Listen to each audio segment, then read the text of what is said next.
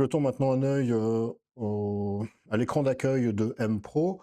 On voit qu'il y a la liste ici des rendez-vous visio à venir. On voit qu'il y a la liste des plans. On peut définir une périodicité pour les plans. Donc, prenons un exemple ici, plan alimentaire. On voit qu'il y a une périodicité de 7 jours. Donc, s'il est soumis, on peut changer ça bien sûr, mais ça va générer un rappel pour amener le professionnel à reprendre le contact avec son suivi pour donc mettre à jour le plan. Il y a à droite la tuile dédiée aux alertes utilisateurs. Si nous détectons qu'un utilisateur lançait fréquemment son application M-Suivi ou Meet qui ne le fait plus, il y a un risque de décrochage. Donc on le met en évidence et le pro peut très facilement reprendre contact. Concrètement, c'est juste envoyer un petit message directement depuis le dashboard pour initier un contact à nouveau.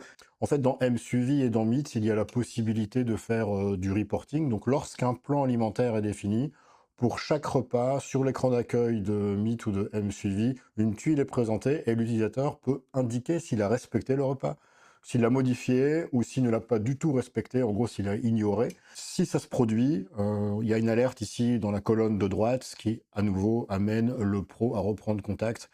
Peut-être que le plan est trop difficile à mettre en œuvre, peut-être que l'emploi du temps ne convient plus, mais il y a quelque chose à éclaircir, donc pareil, ça se gère et c'est détecté depuis le dashboard.